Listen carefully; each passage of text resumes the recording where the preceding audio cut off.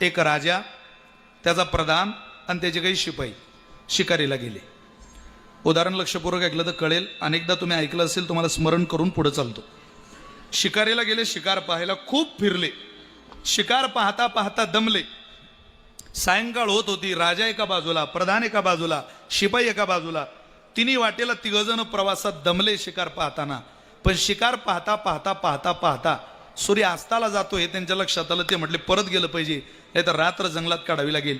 तिघही फिरले रस्त्यानं, पण वेगळ्या वेगळ्या रस्त्यानं. त्यात 4 शिपाई पुढे रस्त्याला लागले. रस्ता कळत नव्हता, शहराकडं, गोरेगावकडं, पारनेरकडं कोणता जातोय. एक आंधळा महात्मा साधू डाव्या हाताला तपश्चर्येला बसलेला, ध्यानाला बसलेला. हे 4 शिपाई तिथं गेले आणि विचारलं, आंधळ्या, ए आंधळ्या, अरे ऐकू येत नाही का आंधळ्या तुला?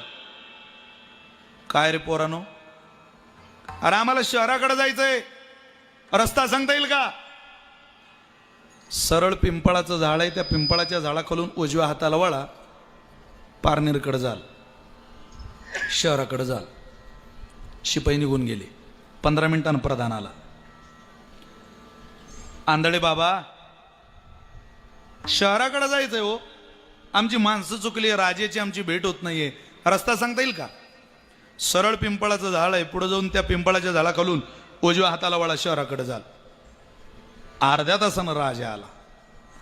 सुरदासजी, बाबा दर्शन घेतो तुमचं. हे 2 फळं आणली बाबा तुम्हाला. बाबा तुम्हाला जर राग येणार नाही, काही कष्ट होणार नाही, तर माझी वाट चुकली, मला रस्ता सांगता येईल का तुम्हाला? सरळ जा, पिंपळाच्या झाडाखालून उजव्या हाताला वळ, शहराकडे जाशील. 2 पावलं राजानं पुढं घातली.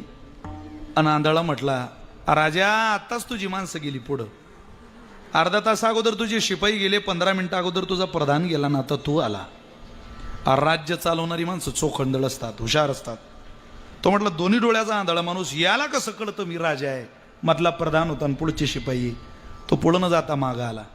बाबा तुम्हाला कसं समजलं? जाऊ दे राजा, मी ज्ञानेश्वरी वाचली, आणि ज्ञानेश्वरी माणसाचा परिचय करून देते, ज्ञानेश्वरी माणसं ओळखायला शिकवते.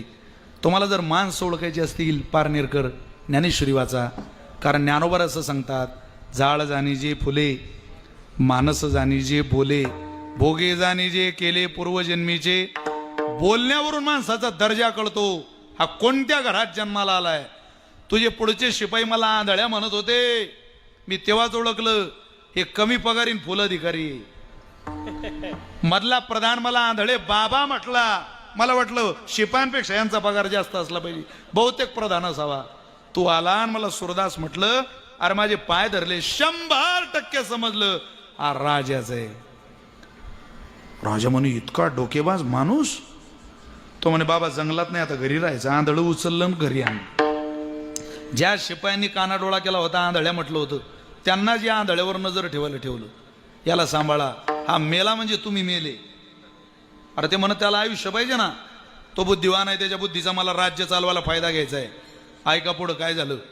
15 दिवसानं राज्याच्या राजवाड्यात घोड्याची रेस होती, स्पर्धा होती.